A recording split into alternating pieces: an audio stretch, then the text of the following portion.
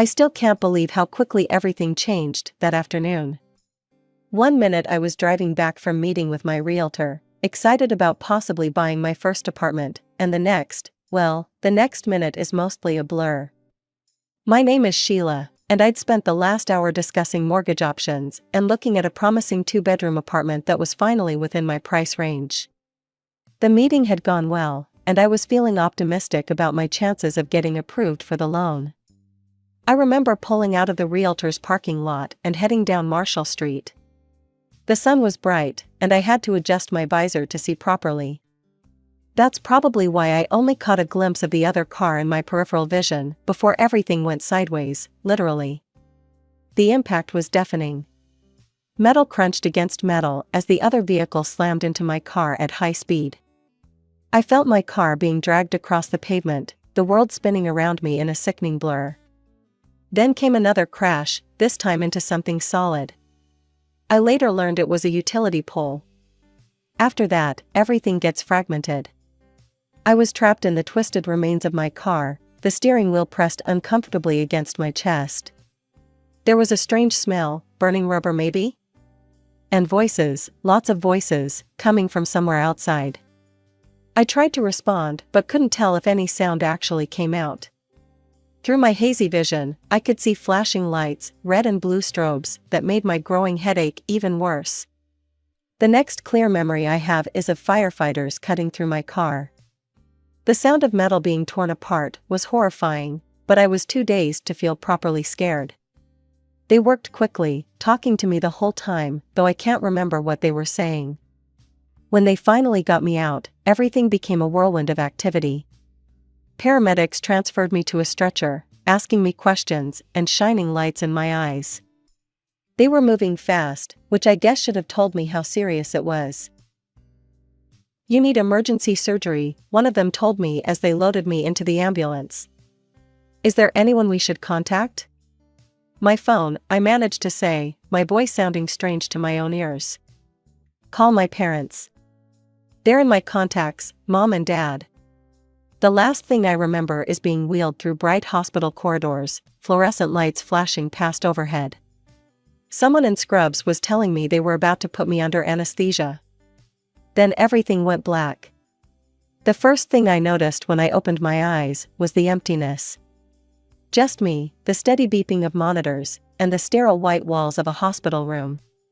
My throat felt like sandpaper, and there was a dull ache throughout my entire body that even the painkillers couldn't completely mask. I tried to move and immediately regretted it. Every inch of me protested, and I let out an involuntary groan. That must have alerted someone, because moments later a nurse walked in, clipboard in hand. "Good to see you're awake," she said, checking my vitals. "How are you feeling?" Like I got hit by a truck, I managed to croak out. "How long was I out?" "About 12 hours. The surgery went well." She adjusted something on my foredrip. "You're lucky, it could have been much worse." I glanced around the empty room again, before asking the question that was really on my mind. Did my parents come by while I was under? They should have been contacted. The nurse's expression changed slightly, just a flicker of discomfort crossing her face. She busied herself with checking my chart before responding. "We did reach your mother," she said carefully. "We informed her about the accident and your condition, but..." She paused, seemingly choosing her words. "She said they wouldn't be able to come. Something about your sister's high school graduation." "I'm sorry, should we try calling someone else?" "No," I said, settling back against the pillows. "No, this is exactly what I expected." And it was. Some might find it shocking that parents would choose a high school graduation over visiting their critically injured daughter in the hospital, but I knew better. This was just another chapter in a story that had been playing out my entire life. You see, I was born first, a difficult delivery that nearly killed both me and my mother. The doctors told my parents afterwards that the chances of having another child were practically non-existent. For 7 years, I was an only child, though looking back, I realize I was never quite enough for them. Then came the miracle. Against all odds, my mother got pregnant again. Emma was born healthy and perfect, and from that moment on, everything changed. No, that's not quite right, everything crystallized. The pattern that had always been there just became more obvious. Emma was their miracle baby, their second chance, their perfect daughter. Every wish was granted, every whim indulged. New clothes, the latest toys, the best of everything. Meanwhile, I learned to make do with hand-me-downs and clearance rack specials. The contrast was most obvious on birthdays. I remember my 13th birthday clearly. I got a modest set of colored pencils I'd been asking for. Before I could even properly thank them, they presented Emma with an expensive new dollhouse. So she wouldn't feel left out, they said, as my 6-year-old sister smirked at me over her much larger present. That became the pattern. Every celebration of mine had to include something for Emma, and her gift was always better. If they didn't, she'd throw epic tantrums, crying about how unfair it was that I got presents when she didn't. Rather than teach her about taking joy in others' happiness, my parents solved the problem by making sure she always got the better end of any deal. By the time I reached high school, I'd learned 2 important lessons. I couldn't count on my parents for anything, and the only way out was through my own hard work. My parents made that clear enough without ever actually saying it. The money was being saved for Emma's future. So I threw myself into everything I could. While other kids were hanging out at the mall or going to parties, I was staying late after school, building my resume. I studied like my future depended on it, because it did. Advanced placement classes, honor roll, academic competitions, you name it, I was there. "Sheila, would you be interested in starting a school newspaper?" Mrs. Rodriguez, my English teacher, asked me one day after class. "We need someone organized and dedicated to run it." I didn't just start the newspaper, I turned it into something the school had never seen before. We covered real issues, not just pep rallies and lunch menus. When the principal saw what we were doing, he approached me with another idea, a school TV station. We started broadcasting morning announcements, covering school events, even doing investigative pieces about local issues affecting students. Teachers couldn't stop singing my praises. The principal even wrote me a glowing college recommendation letter, calling me one of the most exceptional students in our school's history. But at home? Nothing changed. My parents barely noticed my achievements, too busy cooing over Emma's participation trophy from her soccer tournament or her B in math. The only person who seemed to notice my success was Emma herself, and not in a good way. "God, it's so annoying," I overheard her complaining to Mom one day. "Everyone at school keeps calling me Sheila's sister. Like I'm not even my own person. It's not fair." Instead of explaining to Emma that she could make her own name for herself through hard work, Mom just hugged her and said, "Don't worry, sweetie. You're special in your own way."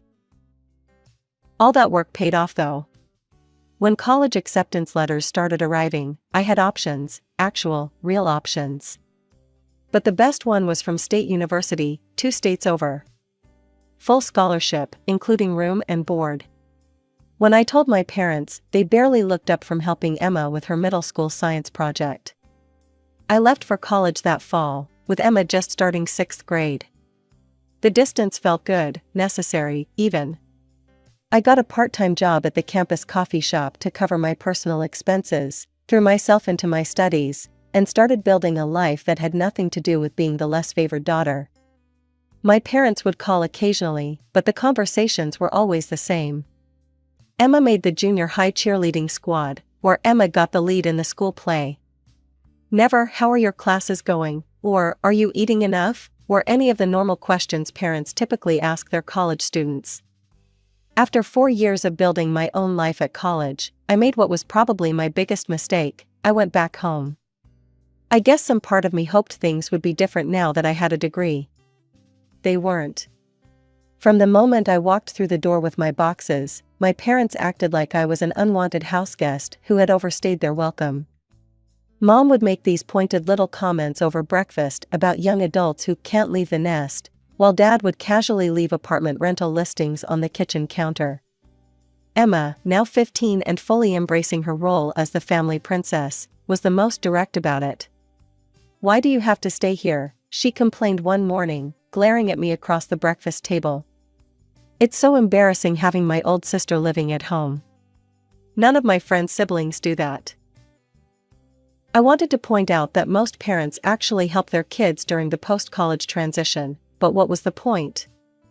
Instead, I threw myself into job hunting. I must have sent out 100 applications that first month.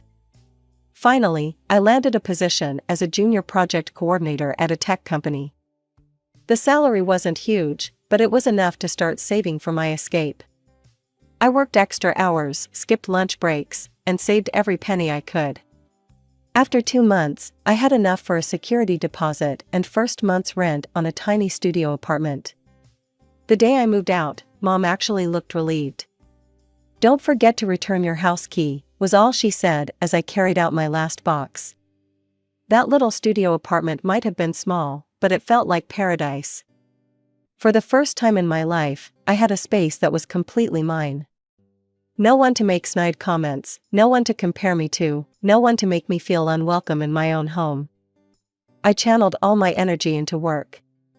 Every project, every task, no matter how small, I gave it my all. Need someone to stay late? I volunteered. Difficult client? I'd handle it. Complex problem? I'd solve it. People started to notice.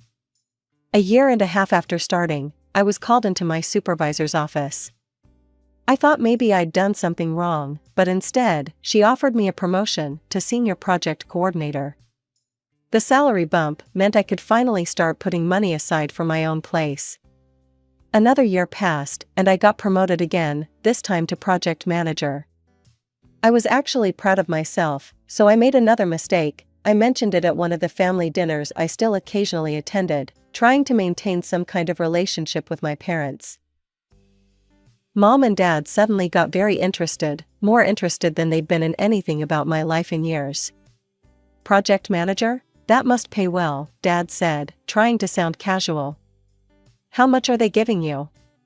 Before I could deflect the question, Emma jumped in with her usual tact. She looked me up and down, and started laughing. "Whatever it is, you should spend some of it on new clothes. You dress like somebody's grandmother." Mom and Dad joined in the laughter, like it was the funniest thing they'd ever heard. I didn't say a word. I just got up, grabbed my purse, and walked out. They could laugh all they wanted, I had an apartment to save for. The next 3 weeks in the hospital felt like an endless blur of pain, medication, and recovery. 2 surgeries, one to repair internal damage, another to fix my broken leg. The doctors said I was lucky to be alive. My hospital room looked like a flower shop. My boss sent a huge arrangement with a note saying my job was secure and to take all the time I needed to recover. My coworkers took turns sending care packages, books, magazines, snacks, anything to help pass the time. Even my old school friends, who I hadn't seen in years, called to check on me. My phone buzzed constantly with messages and calls from relatives and friends. Aunt Sarah called every evening to check my progress. My cousin Mike offered to drive up and help when I got discharged. Even my old college roommate Lisa reached out after seeing a post about my accident on social media. But nothing from my parents. Nothing from Emma. Not a call, not a text, not even a quick "hope you're okay" message. The empty space where their names should have been on my phone screen felt louder than all the other messages combined. Then, a week after my second surgery, they finally showed up. I was dozing in my hospital bed when I heard the door open. For a brief moment, my heart lifted, they'd come after all. Maybe the accident had made them realize. "Sheila." Mom's voice was sharp, cutting through my hopeful thoughts. "Good, you're awake." Dad hung back near the door while Mom marched up to my bedside. "No, how are you feeling?" "No, we were worried." "Not even a "you look better." "We need to discuss something important," Mom continued, her tone businesslike.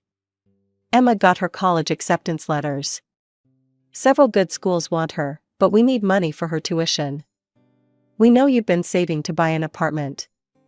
It took me a moment to process what she was saying. Surely they hadn't come to my hospital bed, after ignoring me for a week, to ask for.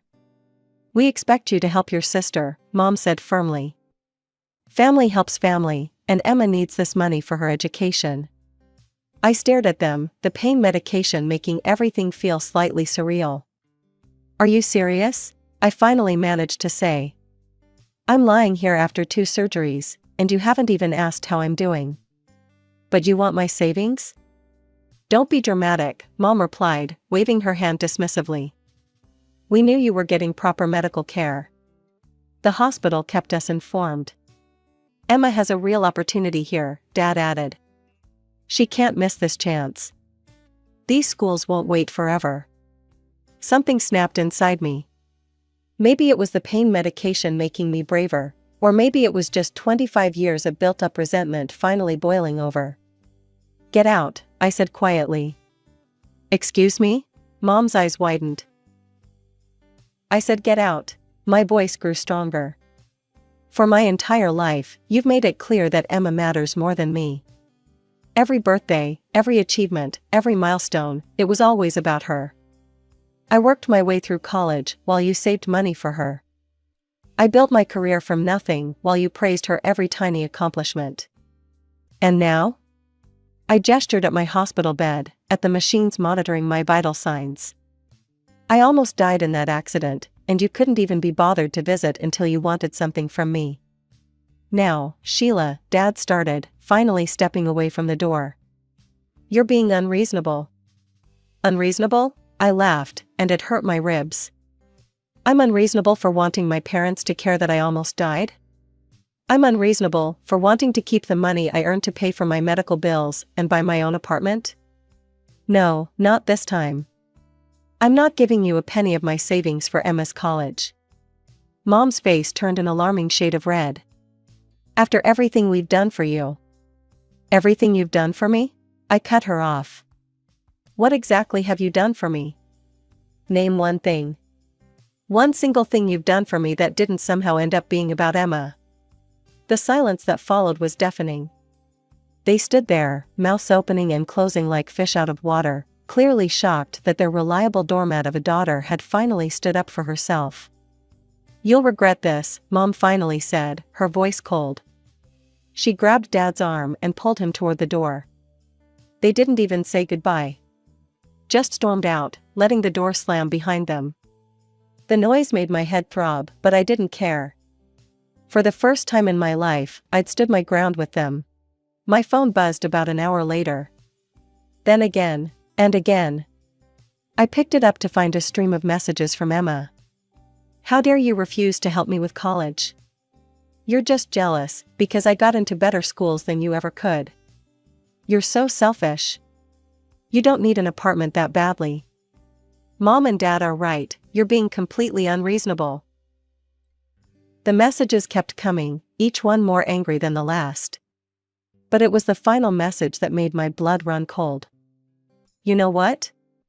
I wish you had died in that stupid accident. Then at least your money would have gone to something worthwhile, my education." I stared at the phone screen for a long time, my hands shaking. My baby sister, the miracle child, the one they'd all protected and coddled and spoiled, had just wished me dead. Over money. My finger hovered over the delete button for a moment. Part of me wanted to erase her words, to pretend they'd never existed. But something stopped me. Instead, I took a screenshot and saved it to my cloud storage. After 5 weeks of hospital food and uncomfortable beds, coming back to my apartment felt like heaven, even if I needed help from a nurse to get up the stairs. Everything hurt, and the doctors had given me a long list of recovery exercises and physical therapy appointments, but at least I was home. The first thing I did was call my boss, Mark. I'd been worried about work, even though my colleagues had assured me everything was under control. "Sheila," Mark's warm voice came through the speaker. "How are you feeling? Are you settling back in okay?" "I'm home, but everything's still pretty rough," I admitted. "The doctors say I need at least another month before I can think about coming back to work." "I'm sorry about."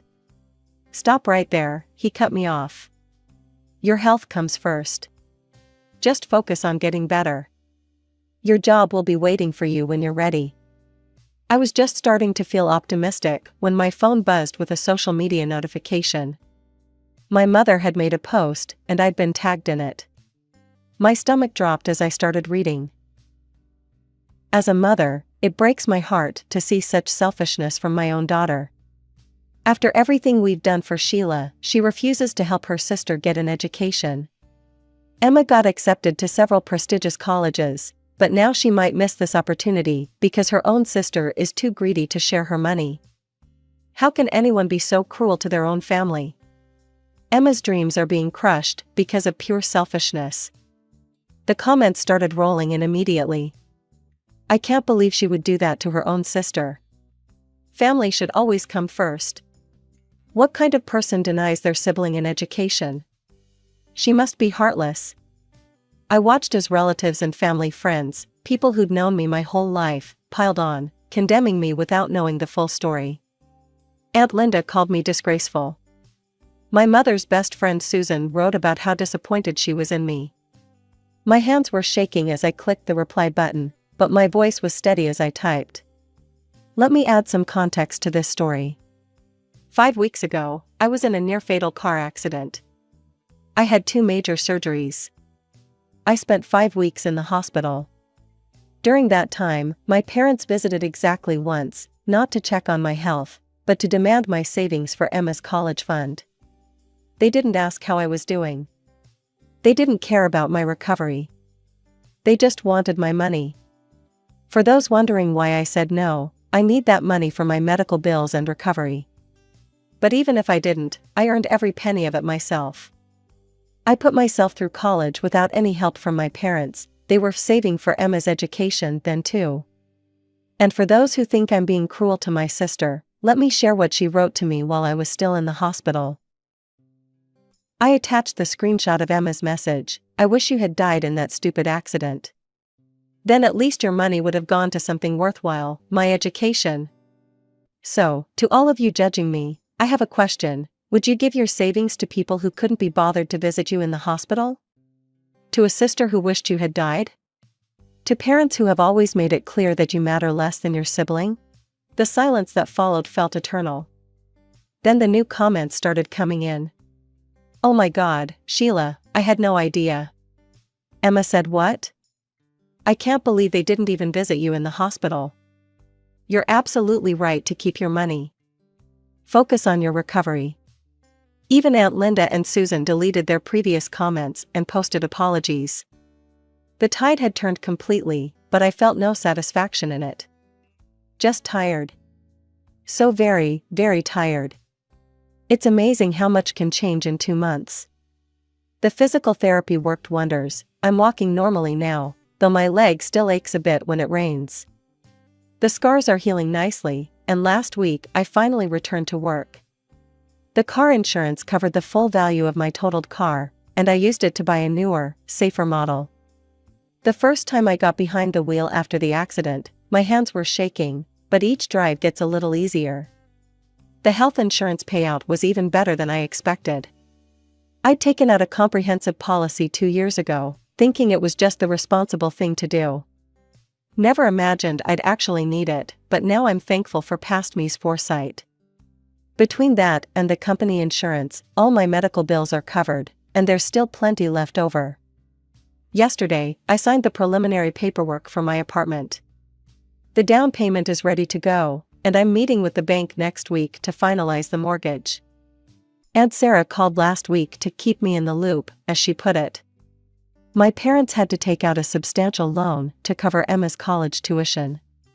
They're not happy about the interest rates, but they didn't have much choice. They'd already promised Emma she could go to her dream school. 10 years ago, even 5 years ago, hearing that would have hurt. I would have felt guilty, would have wondered if I should have helped after all. But now I feel nothing. No guilt, no satisfaction, no anger. Just nothing. I deleted my parents' numbers from my phone. Blocked Emma on all social media. Changed my email address. Some might call it running away, but I see it differently. I'm not running from anything, I'm walking confidently toward the life I built for myself. The movers are coming next month. I've already started packing up my rental apartment, sorting through what to keep and what to donate. Last night, while going through old boxes, I found a photo from my high school graduation. I'm standing alone in my cap and gown, grinning at the camera. My parents aren't in the picture, they were busy with Emma that day. I put the photo in the keep pile. Not out of nostalgia, but as a reminder. That girl in the graduation gown didn't need her parents' support to succeed, and neither does the woman I've become. Sometimes you have to build your own life, your own support system, your own home. And that's exactly what I've done.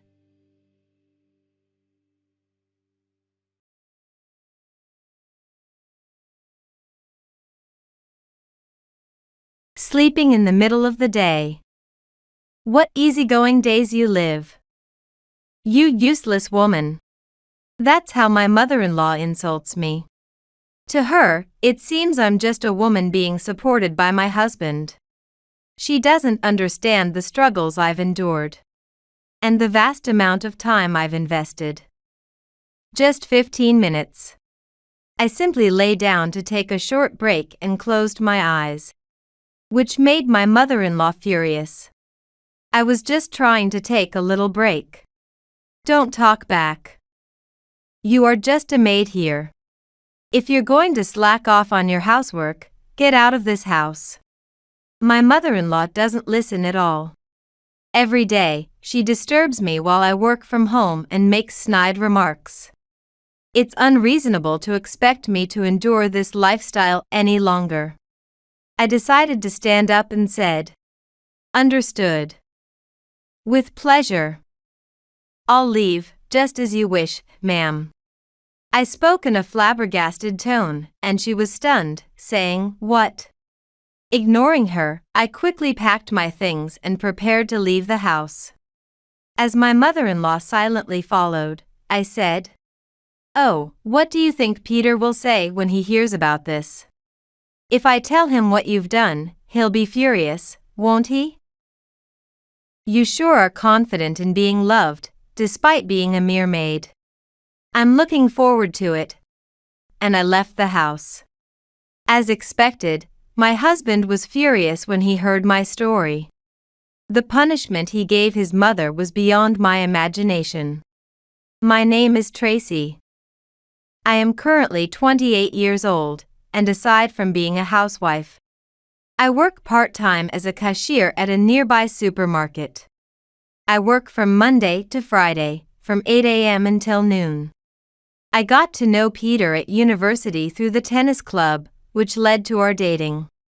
He treasures me greatly and often praises me, saying things like, "Thank you always. The meals you make are the tastiest in the world. Your outfit today is cute."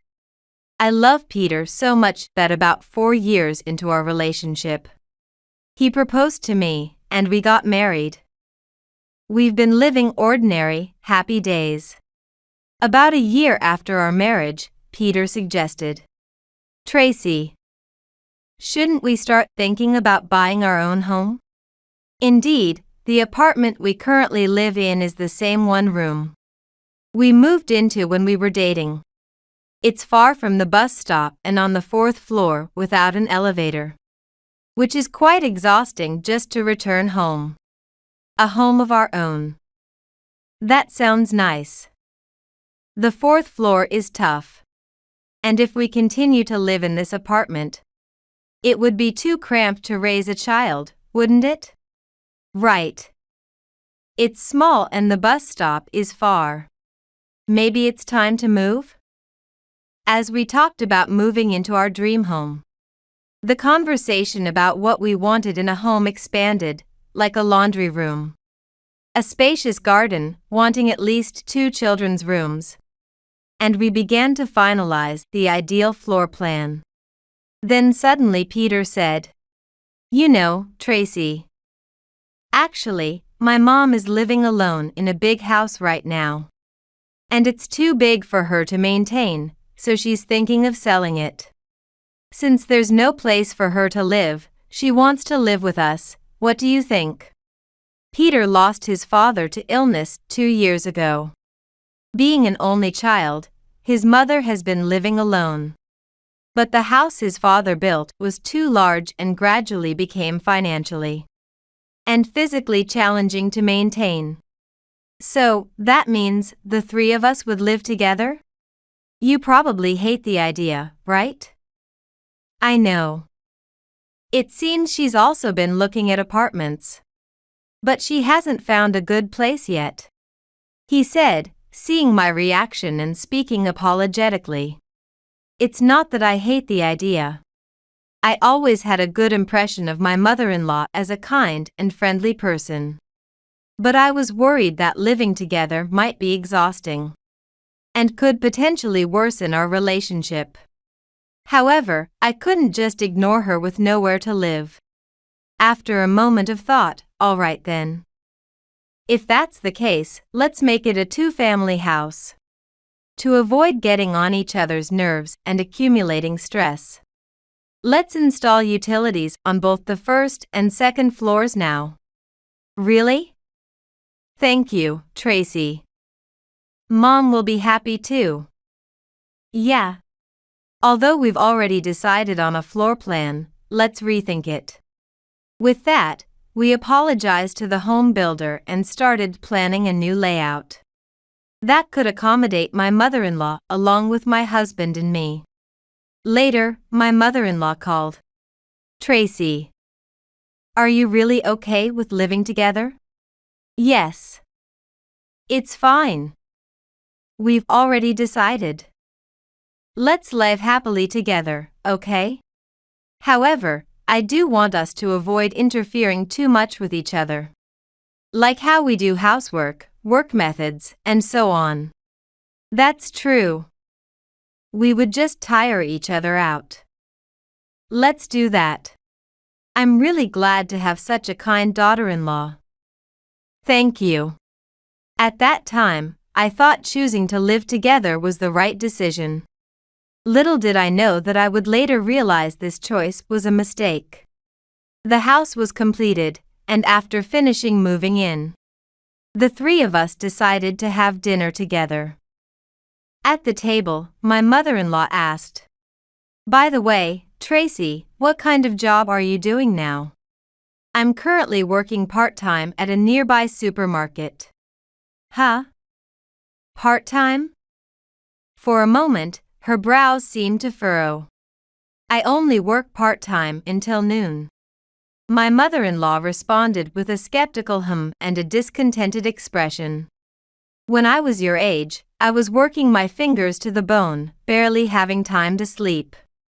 It's amazing you can afford such a lovely home without working full-time. You really married up, huh?" Her sarcastic comment was unpleasant. But I chose not to retort and instead replied lightly. "Oh, is that so? I guess I'm just lucky." I really should be grateful to Peter. Later, I learned from my husband that his mother had worked as a nurse until retirement, including many night shifts, and it must have been tough for her. Perhaps she was irritated seeing me only working part-time.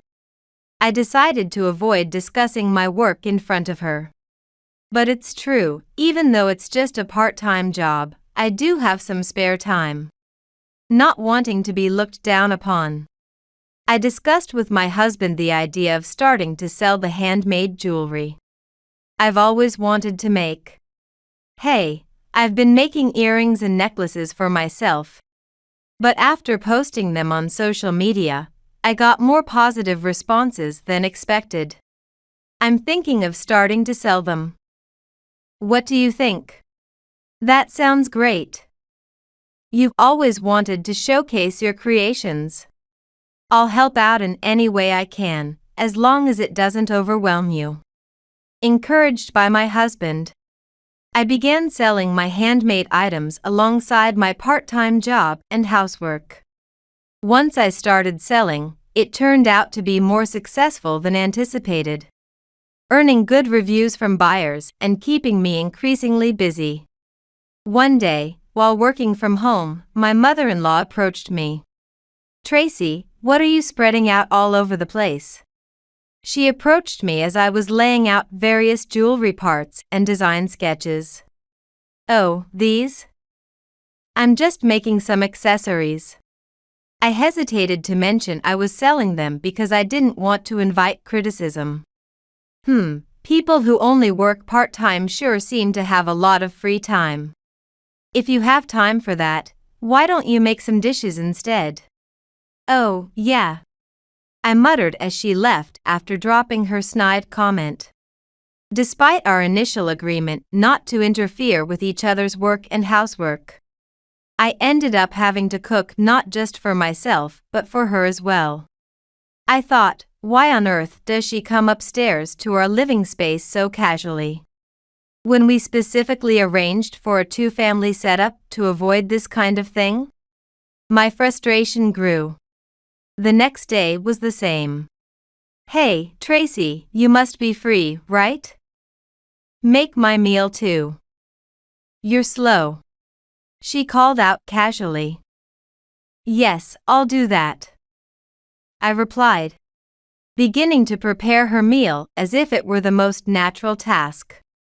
I thought she could just make it herself, but I couldn't actually say that out loud. Recently, her behavior towards me had escalated, and it was starting to worry me. I intended to discuss it with my husband, but he was swamped at work and often came home late, leaving us little time to talk. Then one day, when I returned home after my part-time job, I found my mother-in-law in my room, looking at my computer without permission. "What? Why are you in my room? What's with the loud voice? It's the same house, so I can enter any room I want, can't I? That's troubling. I have personal things here. Please, don't enter my room without permission. Do you have something you don't want me to see?" "It's not like that, but..." "Like this," she said, holding up my laptop and showing me the history of my online sales. The fact that she went through my computer was chilling. I didn't intend to hide it, but please don't go through my things without permission. To think you were moonlighting. I thought you were just slacking off at home. But here you are selling these trivial accessories. You really are a carefree daughter-in-law." Trivial. I put a lot of effort into my work, and I knew you would belittle it.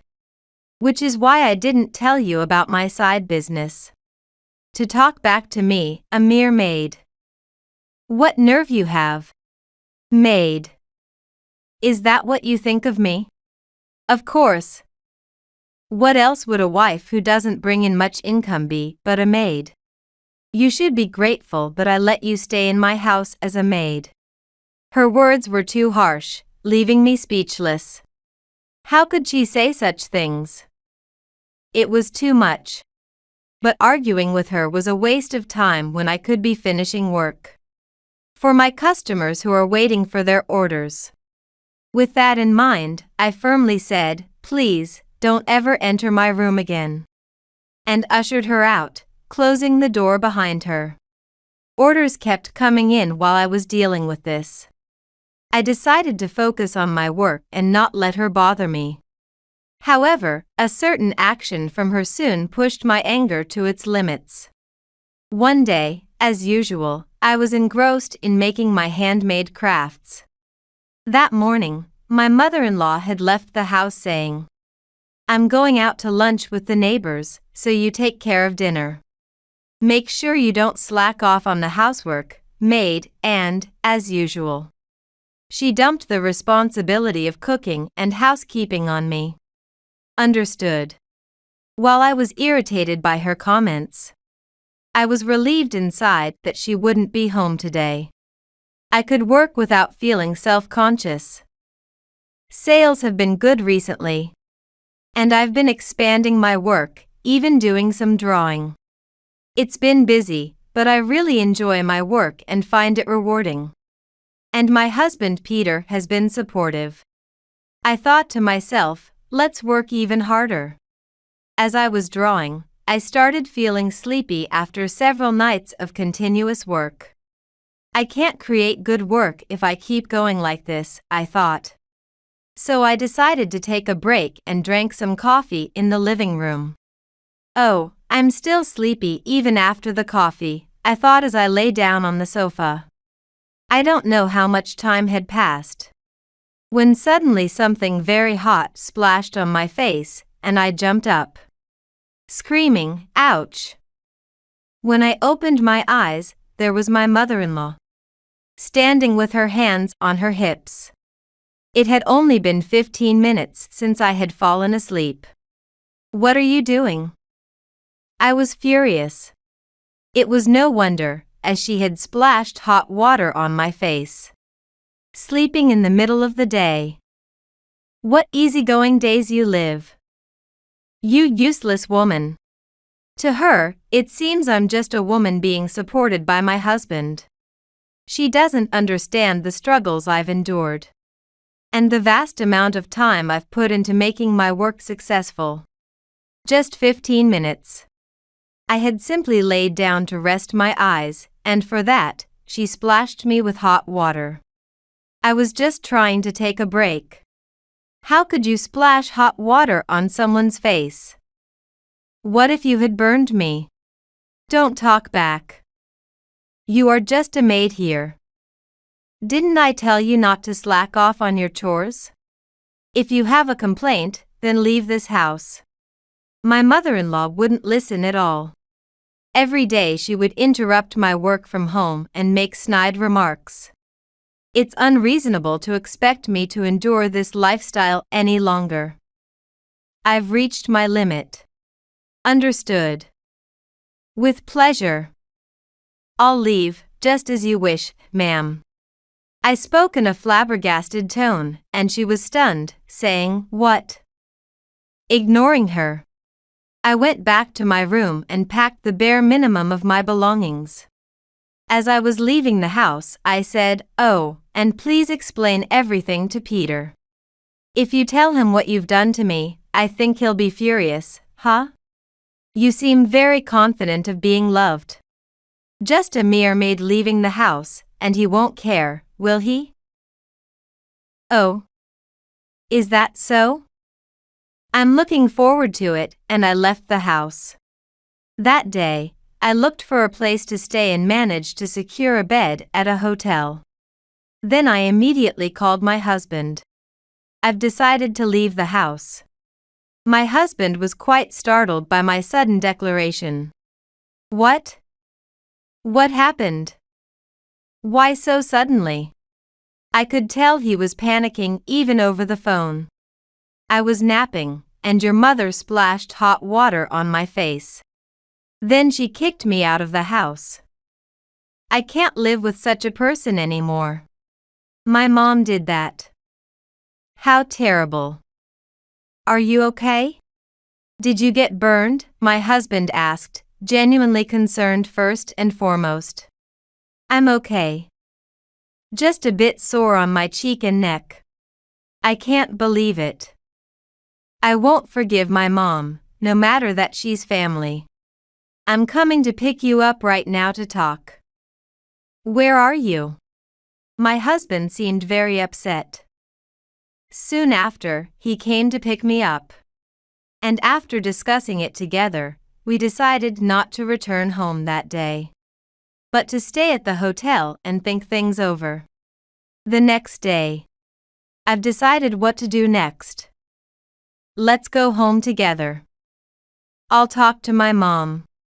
Are you sure? Yes, I'm sure. She went too far. There's no saving her now. Saying that, we decided to return home together. When we arrived, Peter got out of the car first and entered the house. "Oh, good morning, Peter. You didn't come home yesterday." I was worried. My mother-in-law greeted him, oblivious to everything. As I got out of the car and was about to enter the house, she scoffed. "Huh, you came back? Persistent, aren't you?" clearly displeased. Hearing her remark, Peter glared at her fiercely. Mom. So, you've been harassing Tracy and making snide comments when I'm not around, haven't you? What are you talking about? I haven't done anything, she tried to deny it. I know everything.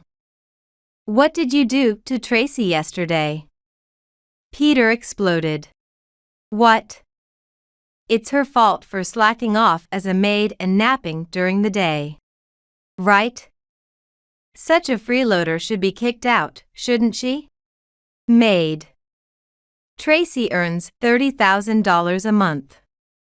She's far more successful than I am. Peter, you didn't have to say that. What? $30,000? You must be joking. How can a woman who just makes trinkets and taps on a computer earn that much? Trinkets? That's rude. Just so you know, I've recently launched my own brand. And even received collaboration requests from famous celebrities, I bragged lightly. That's absurd. My mother-in-law collapsed, overwhelmed by the truth. Mom, Tracy has been perfectly managing both the household and her work amidst her busy schedule. And yet, this treatment. No matter that you're my mom, I can't forgive this anymore. There's a place you need to go. Saying this, he got her into the car. I also got in, and we drove to a certain destination. When we arrived, she gasped in disbelief. What? No way. It was the police station. As my mother-in-law stood there dumbfounded, he said, "You splashed Tracy with boiling water, right?" Her face and neck got burned, and she was told it would take a week to heal. We've got the medical report. You need to make amends.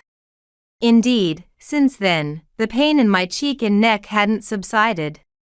And after visiting the hospital, it turned out I had sustained burns. After discussing it with Peter, we decided that this act could not go unpunished. It's too much, even for a mother-in-law. There's a risk to life if this happens again, so please stay out of our lives from now on. I'm so sorry. I never imagined it would come to this. I didn't know Tracy was working so hard at her job and at home. I'm really sorry. Please, withdraw the police report. Please. My mother-in-law was crying out and pleading. No. It's already decided. With that, he pushed her into the police station.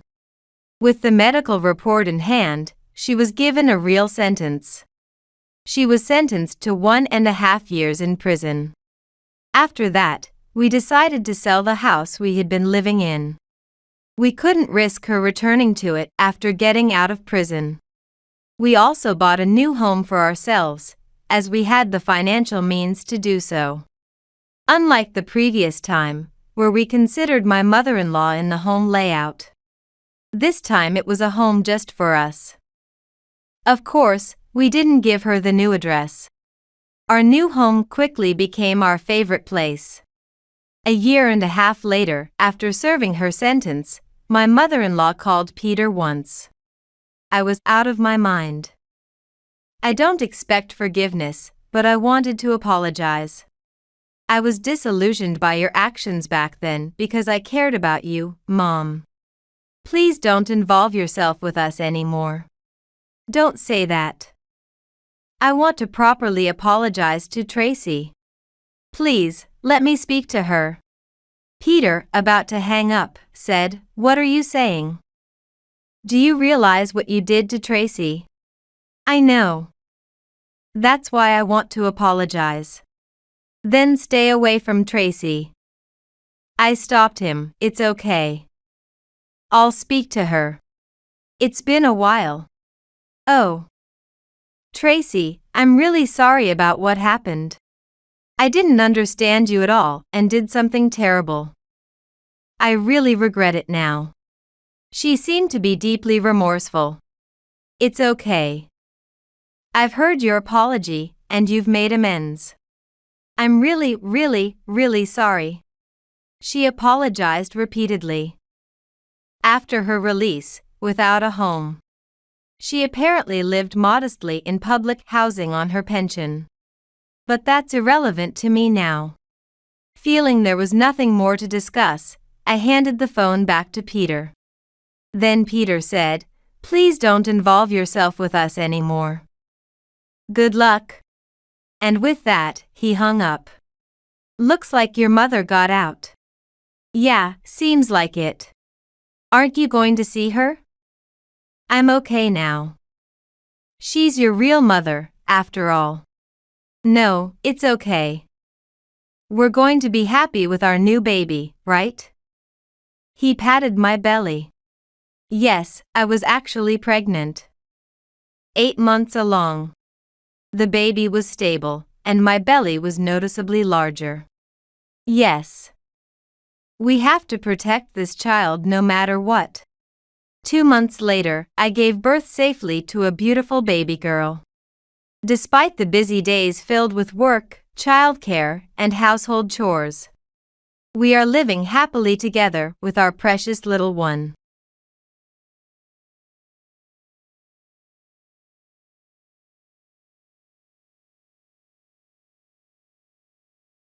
Amy, thanks for taking care of my daughter for the past month. I'll come to pick her up tomorrow. What are you talking about? Patty, who had been traveling for a month, was still at the airport. I could hear the flight transfer announcements over the phone. Unlike my calm reply, she started to panic. Oh no. What are you saying? She must be there, right? I left Mia in your apartment's garage. Mia is her daughter, hence my niece. I haven't seen her. When are you talking about? Don't play dumb. I sent you a message, so you should know.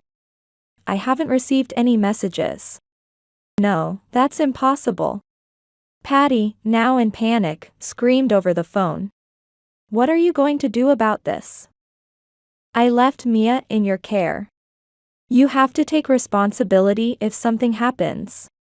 After hanging up once, Patty tried calling Mia's child-friendly smartphone but couldn't connect, and continued to panic. She called me back hurriedly, screaming even more, so I suggested she might as well go home. Oh, that's right. That's a good idea. After hanging up, she headed home quickly, but there she found Victor, Mia, and me together. Patty looked puzzled, her mouth opening and closing as if she wanted to ask why the three of us were together. Patty, I've heard everything from these two. What? At Victor's words, she was shocked and turned pale. My name is Amy Baker. Until a few years ago, I worked for a company.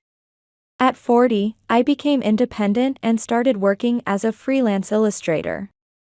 My income has increased, and now I live alone in an apartment. My job is primarily home-based, and I only leave the house occasionally for shopping or meetings with clients. I'm not married and don't have a partner, but I'm satisfied with my life. Friends sometimes ask if I'm lonely, but I've never thought about it. I'm more fulfilled by my work and don't plan to look for a partner. I am a bit worried about my old age, but when the time comes, I'll think about it, which sometimes surprises me with my own optimism. Today, after finishing a deadline for an illustration, I took a break at 3 p.m. and looked at the calendar. Then I realized that my brother Victor's birthday was coming up soon. Victor, 5 years older than me, works as a salesperson for a major publishing company, and often lives away from family for quite a long time to work for a specific project. Occasionally, he brings back souvenirs from his workplace.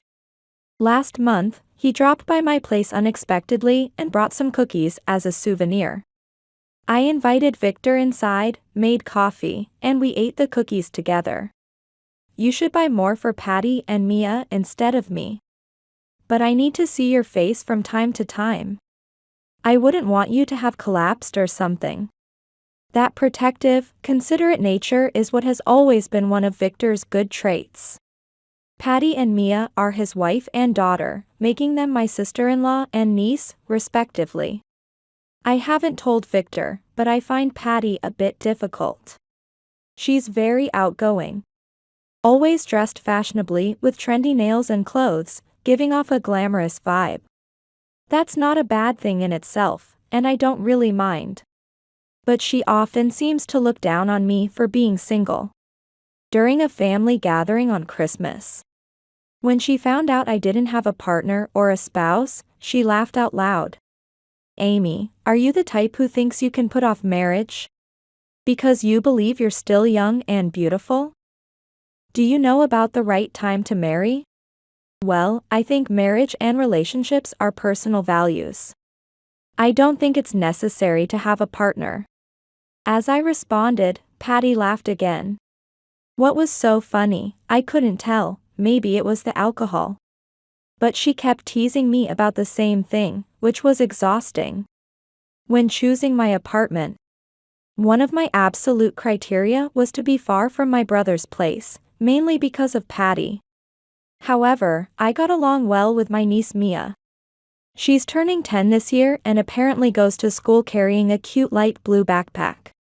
I haven't seen her in it, but she told me about it when she visited my place. "Amy, you draw so well." Mia was watching me work on my illustrations and was fascinated by the pictures on the computer screen. "I want to draw too." "Oh, wanna try?" "Really?" "Sure, I have plenty of time before the deadline, you can try drawing a bit."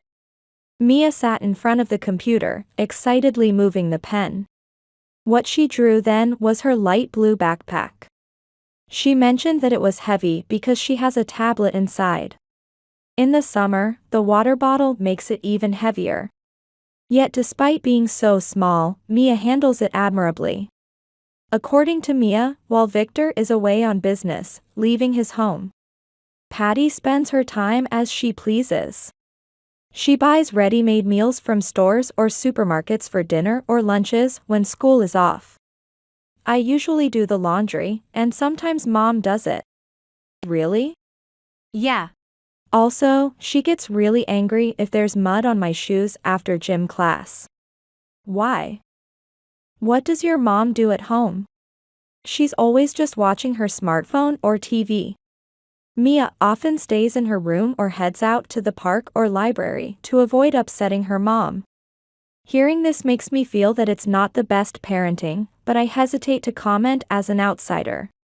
On another occasion, when our family gathered, I saw Patty scolding the quiet Mia harshly over something minor like spilling tea or something. It seemed like something that could simply be wiped up with a cloth. And I thought it unnecessary for her to get so angry. Mom is scary, and she gets angry no matter what I say, so I can't say anything. I couldn't quite forget that Mia's quiet comment as she left. That day after drawing her light blue backpack. It was a sunny weekend day when Patty, going on a day trip with her mom friends, had dropped Mia off. I never imagined that a few days later, a similar message would appear on my smartphone. The autumn leaves in the local park had turned completely, and the chilly weather made me miss the sunshine. When I returned to my apartment after running some errands, I saw the silhouette of a little girl standing alone by the parking area. She was wearing a light blue backpack and her face was half hidden by a mask, but I recognized her. "Mia?" When I called out, her anxious eyes looked up at me. It was indeed Mia. "What are you doing here alone? And what's with that bag?" Next to her was a small carry-on suitcase, making it look like she had run away from home. Mom said to go to your house, Amy." Seeing the question marks above my head, Mia pointed to my bag and muttered, "On your cell phone. Could there possibly be a message on the smartphone?" I quickly pulled out my smartphone from my bag, and indeed, there was a recent message from Patty. "Sorry for the sudden notice, Amy. I'm going on a trip with a friend for a month starting today. Please take care of my daughter. As I finished reading, an exclamation of confusion escaped my lips, but I quickly closed my mouth. Of course, it was out of bewilderment, but first, I decided to bring the understandably confused Mia inside. Once we were inside and she took off her mask, Mia's cheeks were as red as apples, and her hands were very cold. I made her some hot cocoa and offered her some snacks while I listened to her story. Mia was drawing on her notebook in her room just a while ago. Patty barged into her room without knocking, handed her the carry-on suitcase, and said, "Mia, you're going to Amy's house now, so get ready. Mom won't be home for a month, so take your backpack too, okay?" "Understood." Okay." Thus, Mia hastily packed her notebook, pencil case, textbooks, and tablet into her backpack while Patty was on the phone, sounding very excited. "Really? That's great. Hey, you're already drinking? That's too fast." Patty's voice was high-pitched and filled the house. Laughter different from the usual motherly tone floated down from the stairs, and Mia had to cover her ears. Once the phone call ended, Patty's voice returned to normal. And then Mia was left at that place with her luggage. "Mom said to be good because I'm staying with Amy for a month. And told to wait there under the chilly sky. Despite the sunshine, it was quite cold. I was getting angry thinking about what Patty would have done if Mia had gotten sick. But does my brother, I mean, your father, know about this? I don't think so. Mom doesn't really talk to Dad much." Mia said this while munching on chocolate cookies. Seeing cookie crumbs on her cheeks was endearing. But I felt it was wrong not to tell my brother about the situation, so I decided to call him later. "Amy, I don't want to be with Mom anymore." Suddenly, Mia said this while staring at the rim of her juice glass. The girl who had been happily eating cookies now looked burdened beyond her 10 years. "Why?" "Because Mom gets angry quickly, she throws things like the trash can, and it's scary." "She throws the trash can?" "I haven't done anything wrong, but she throws it, saying, 'Get out of the way.' Or, 'Go away.' My teachers don't believe me either. I hate it." Tears fell from her eyes, and she cried profusely. I stroked her back and waited for her to calm down, offering tissues. It was clear that what was happening to her was not normal. Convinced of this, I decided to call Victor to see if he could come back. I left her side for a while, planning my words and thinking of a solution as I fiddled with my smartphone. "Okay, this might work." I murmured softly and dialed my brother's number. "What? Mia?" Yes. "What's going on?" As I explained the situation, Victor sounded quite shaken, his voice trembling slightly. Initially, he tried to joke, saying things like, "Is this some kind of joke?" But as I continued, he seemed to believe me and listened attentively. Then, when I shared my plan with him, Victor agreed and said he would adjust his work and vacation to help out. "Okay, thanks. Rest assured, I'll take care of Mia." I hung up the phone, then went back to my smartphone to delete Patty's message from my inbox. I glanced towards the living room, wondering if Mia had calmed down, and slowly walked back in. Tonight, I decided to splurge a little and treat her to something delicious. As I thought this, I slowly made my way back, step by step. Mia's school is a bit far from here, but I explained the situation to the school, and they arranged for her to take the bus. This should make carrying her heavy tablet and backpack a bit easier. I decided to bill Victor later for the bus fare, while I continued my usual work from home during the day. Mia isn't enrolled in any after-school activities, so she comes home and does her homework after school. "Amy, can you check this for me?" I was surprised since I thought teachers did that, but according to Mia, it was different. all my classmates have their moms do it. I used to do it by myself. As I realized how self-centered Patty had been, I picked up a red pen. After checking the worksheet, it was time to prepare dinner. As I stood in the kitchen, Mia followed me and implied with her eyes that she wanted to help. We're making hamburgers today. Can you start by peeling the onions? Yes. Mia peeled the onions faster than I expected and quickly followed my cooking instructions. I wondered where she had learned to cook so well, but before I could ask, the meal was ready. Time flew by as these days repeated themselves, and before I knew it, a month had passed.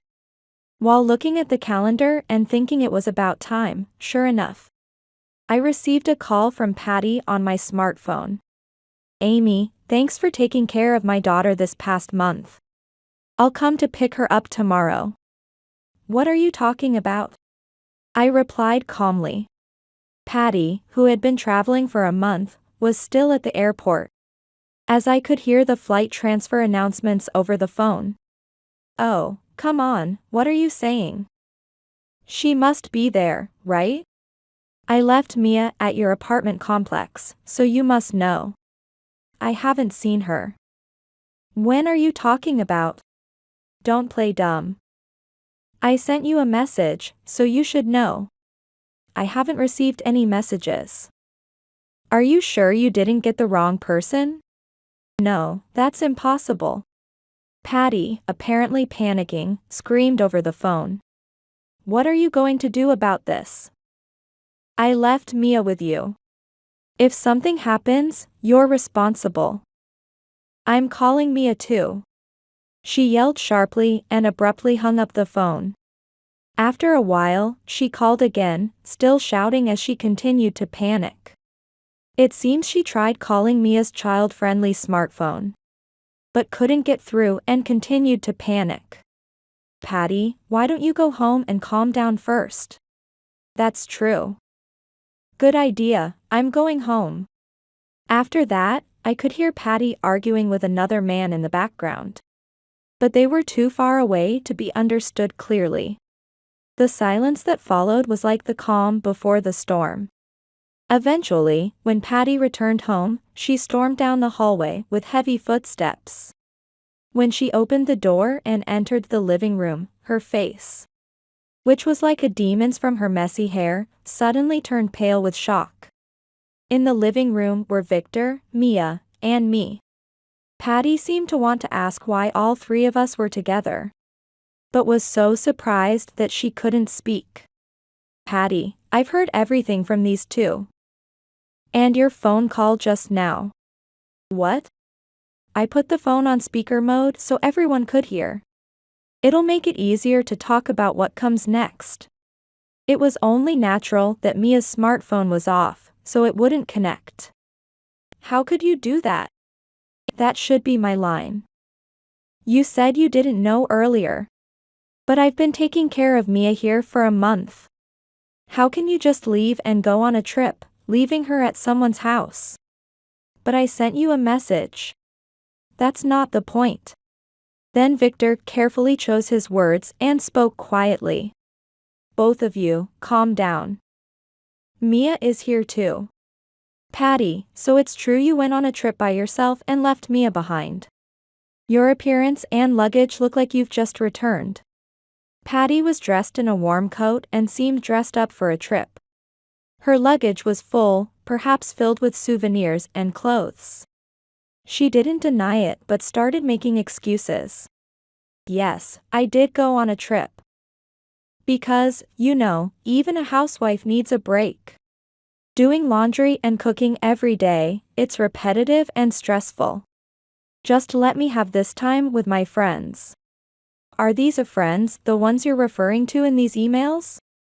I showed her several sheets of copy paper. They contained emails between Patty and a person who seemed to be her affair partner, discussing plans for a trip.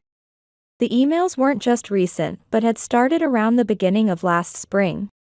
And on the day I only took care of Mia for one day, Patty had gone to see gardens with this person. The day trip with mom friends was a complete lie. Patty, realizing she had been caught, covered her mouth as if to say oops. In fact, a few hours before Patty arrived here, at Mia's request, I had searched through Patty's computer and found these emails. Mia had seen her mother frequently looking at her smartphone and messaging someone, and eventually began to suspect that the person wasn't her father. Her suspicions were confirmed when she saw the name of an unknown man on her mother's smartphone messages, while her mother was asleep in the living room. The voice on the phone wasn't her father's either. Mia had told me 6 months ago that her mother was having an affair. I was skeptical until Patty suddenly announced a month ago that she was going on a trip. But after checking the computer just now, it turned out Mia's intuition was correct. Looking over at Victor, I noticed him quietly, yet visibly shaking. What have you done, really? I trusted you, and you just leave Mia with Amy and go off on a trip to cheat? Victor approached Patty with trembling fists. No, it's a misunderstanding. I was told to go on the trip, I had no choice. What do you mean, no choice? You left this house empty for a month for that reason? Say something that makes sense. I was being threatened. Believe me, Mia, you believe me, right? Mia was suddenly asked to respond, but she answered calmly and plainly. Mom, you were on the phone before you left and you sounded so happy. Plus, you made me do all the cooking and cleaning, and you just slept all day. Mia glared at Patty, seizing the moment. And you told me not to stay up late and to go to bed early. But you would go out at night and not come back until morning and then sleep on the floor. What you said was all messed up. Hearing this, Victor pressed her further. Going out at night, you mean you were out partying? No, that's not it. Mia, just be quiet. I quickly showed Victor a photo on my smartphone. It showed Patty dressed up and leaving the house late at night. This was taken several months ago. Mia contacted me, and I happened to be nearby and took it. I was surprised too. Where were you going at that time of night, Patty?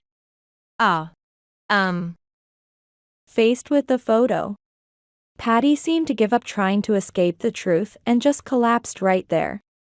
I can't believe it. I can't leave Mia with you anymore. Let's get a divorce. I'll also ask for compensation for negligence. You can go and be happy with that other man. Victor said that much and then turned his back on Patty.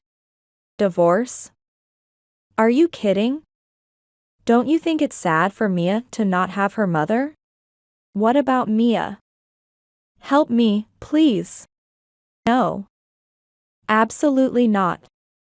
Amy is more like a mother to me. It was embarrassing as an adult to see her beg her child like that. But Mia dismissed Patty outright. During the time Mia stayed with me, I made sure to spend quality time with her, talking about school, hobbies, and her future plans. Of course, cooking together was also one of those activities. Don't worry, Patty. I'll make sure Mia is happy, I said with a smile, and Patty just slumped down, saying nothing more. 6 months later, her divorce from Victor was finalized, and custody was granted to Victor. Patty was taken back to her parents' home in her hometown. The man Patty had met online disappeared as soon as he found out she was divorced, and all communication ceased. By the time Patty realized she had been played, she was left with a large amount of compensation and child support to pay. Her savings were insufficient, and she had to ask her parents to cover more than half of it. Consequently, her parents kept a much closer watch on her, and she could no longer go out late at night. Furthermore, because she divorced and returned to her hometown without taking her daughter, rumors spread, and she was often looked at negatively when she went out during the day. So she seldom left the house. Still, she would eventually need to re-enter society. But what happens after that is unknown to me, Victor, and Mia. Victor and Mia decided to rent out their old house and now live on a different floor in the same apartment building as me. The rental income is intended to help with the mortgage payments and Mia's savings. I started visiting them almost daily. Victor, who had been on many business trips and neglected his family, decided to change jobs after reflecting on his focus on work over family. Changing careers in his 40s was challenging, but his excellent sales records and communication skills meant he could have been in management. So he received job offers from 2 or 3 companies within 6 months and started working at one of them. I was surprised to learn about Victor's capabilities, as I didn't know he was that skilled. At his previous company, he preferred being a field salesman and had gently declined promotions. I just didn't think it would be interesting to stay on the same company floor all the time. Is that really why? But your new job is fully remote, right? Yes, but it allows me to talk with many different people, which I find interesting. And most importantly, it means I can be with Mia. Mia is still carrying her light blue backpack to school every day. The move resulted in a change of school districts, necessitating Mia to transfer schools.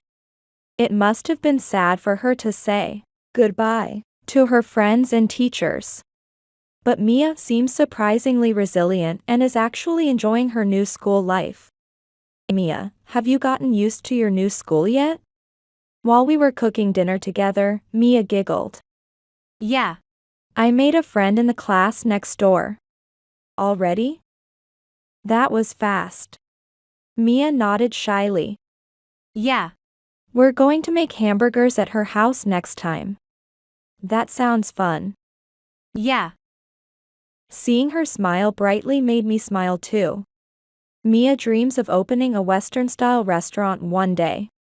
Despite being only 10 years old, she has a firm dream, and she shared her reason with me.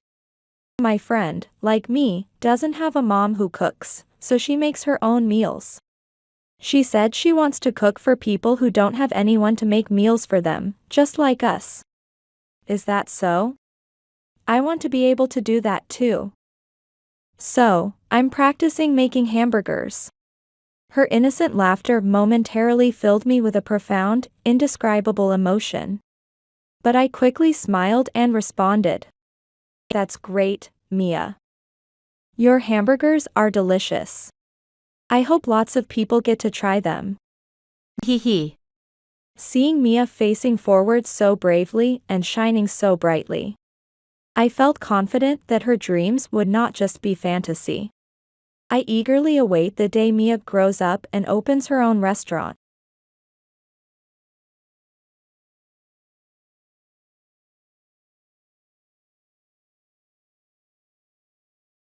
Failed the medical school entrance exam?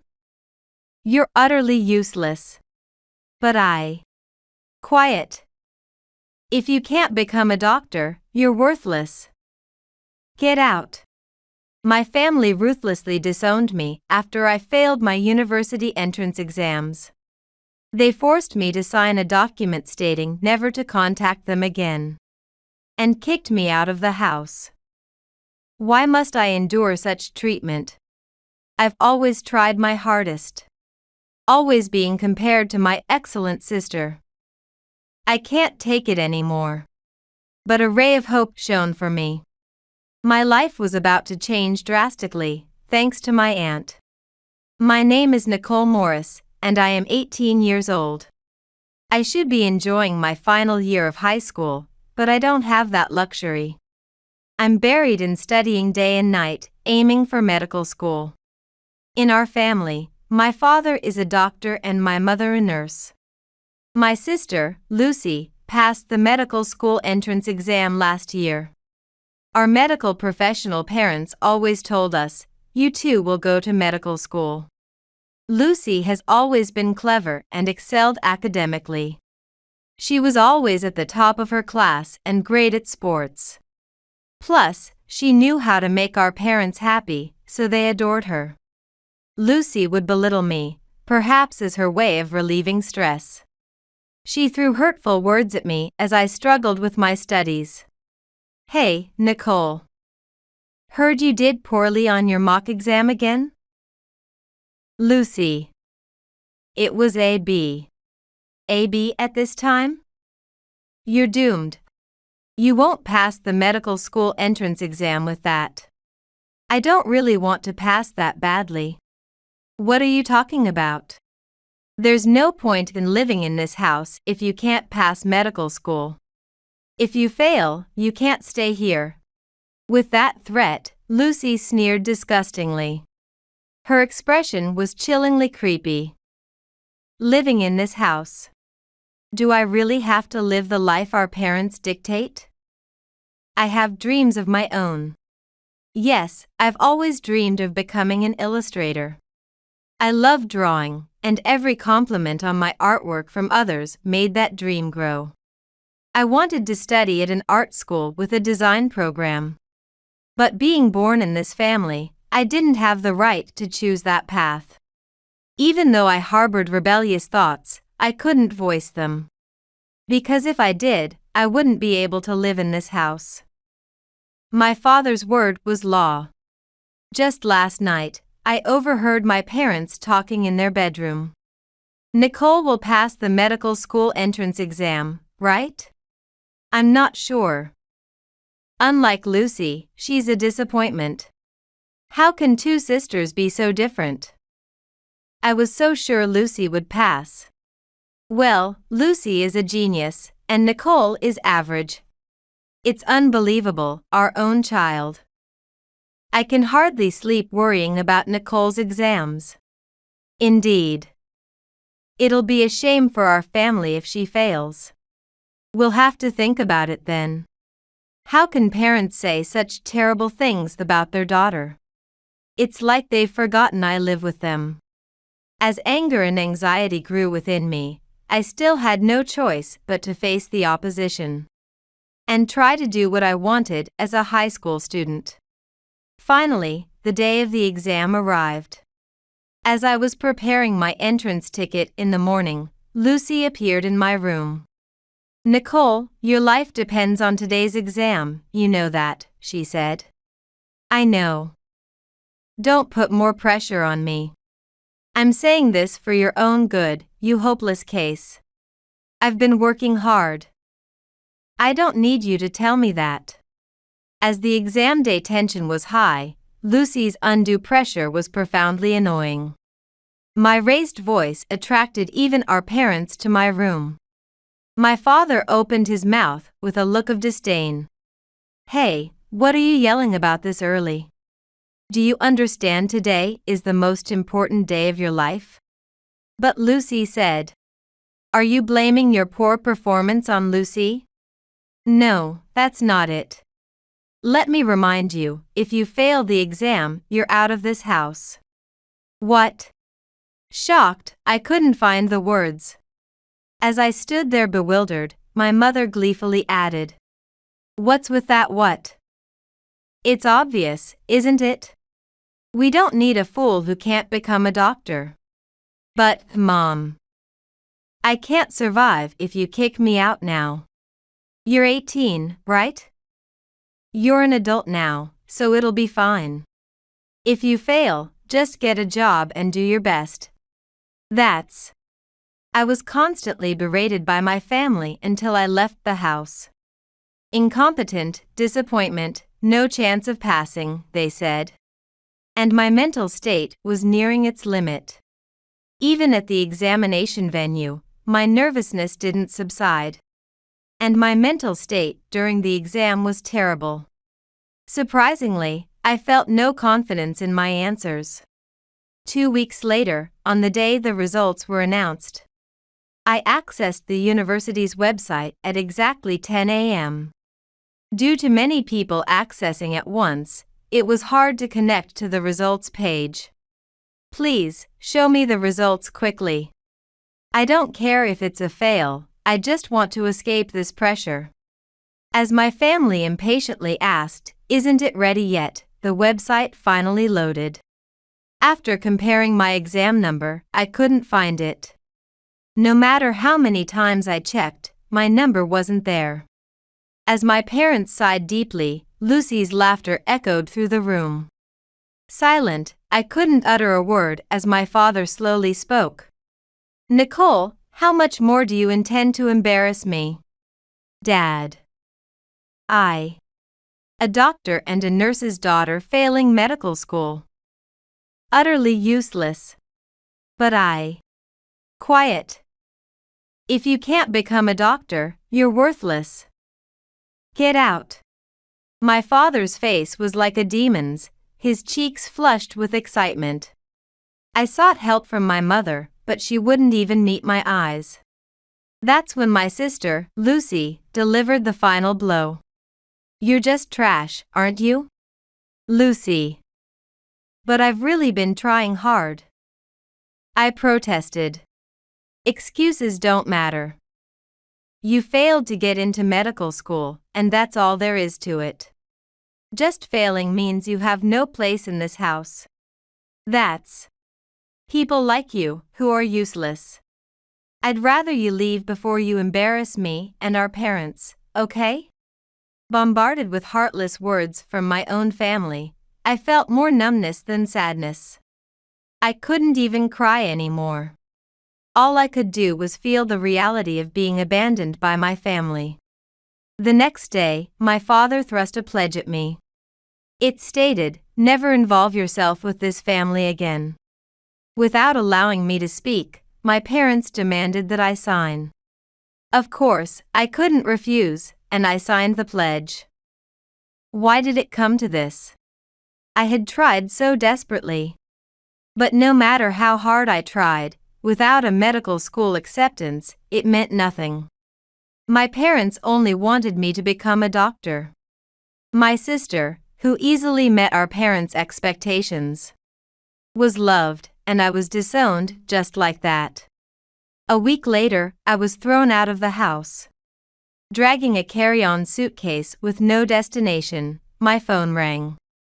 It was my Aunt Jenny, my father's sister. As soon as I answered, I heard her cheerful voice. "Long time no see, Nicole. How did the exams go?" "Aunt Jenny. I didn't pass the medical school entrance exam." "Medical school? Weren't you always interested in drawing, Nicole?" "Yes. But my parents forced me to try for medical school. And since I failed, they kicked me out of the house." "What? Kicked out? So where are you now?" "I'm on my way to the station. I have nowhere to go." After hearing my situation, Jenny paused before saying, "Why don't you come stay with me?" "Really? Can I?" "Of course. We don't have kids, and it would be lovely to have you here." "Aunt Jenny. Thank you."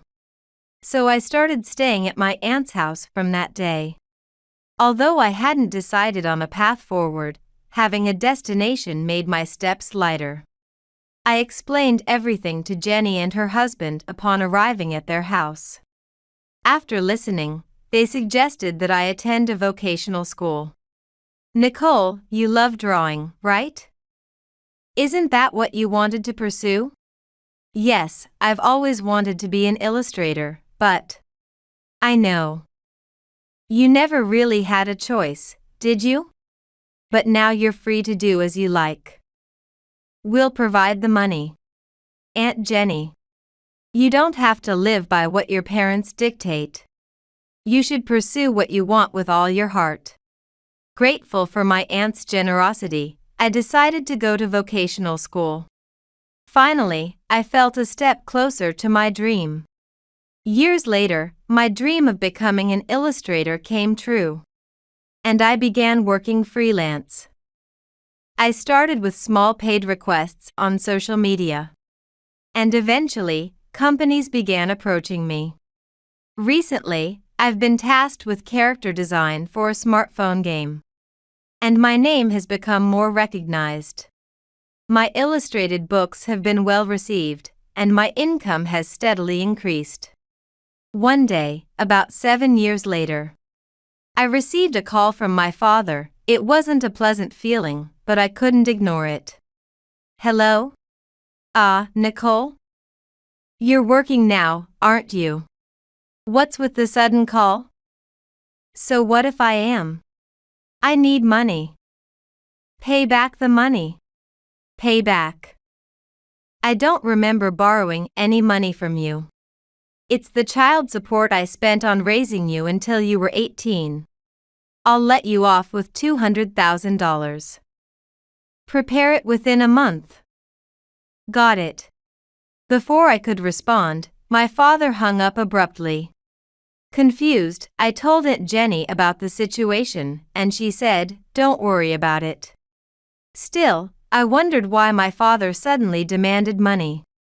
He's a doctor, he shouldn't be struggling financially. Why all of a sudden? Could there be some reason he needs money from me? So, I searched online for information about my father's hospital. The moment I saw what was happening, a vengeful spirit awakened within me. I see, that's what's going on. Then I'll make sure to give them a taste of their own medicine. Determined for revenge, I decided to visit my parents' home over the weekend. Seeing me for the first time in years, my parents immediately started shouting. "Hey Nicole, you brought the money, right? We're letting you off with $200,000. You're paying it all at once, right?" To that, I confronted them. "What are you talking about? First of all, why should I pay $200,000? What? It's the money it cost to raise you. Yes. We provided you with a carefree home for 18 years, so listen to your parents. Provided for me. Parents are supposed to support their children, it's their duty." My words made my parents' faces turn red, and they began to tremble. I relentlessly continued. "And after all the comparisons to my sister and the terrible treatment, you think I felt like I had a carefree home? Don't be ridiculous. We paid for your tutoring and gave you a good life. That's right. Everything would have been fine if you had just passed the medical school entrance exam. What does that have to do with your hospital going out of business?" At that, my parents' expressions froze. As if they couldn't believe I knew, they looked utterly shocked. Dad, what's with that face? It's hilarious. Hey, Nicole, how do you know about the hospital?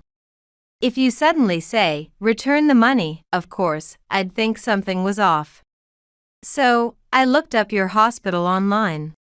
Then I saw it had closed down and I couldn't help but laugh. No. That couldn't be helped, my father protested. Couldn't be helped? But there were so many bad reviews, right? The doctor's attitude is terrible, quack doctor. The director and his wife looked down on patients. Why would you know all that? I knew the hospital management was deteriorating even before I left home. It was inevitable. A hospital run by people who always look down on others and think academic credentials are everything was bound to fail. That attitude continued, the number of patients rapidly decreased. And a few months ago, the hospital finally closed. Apparently, to keep the hospital running, my parents had incurred a lot of debt.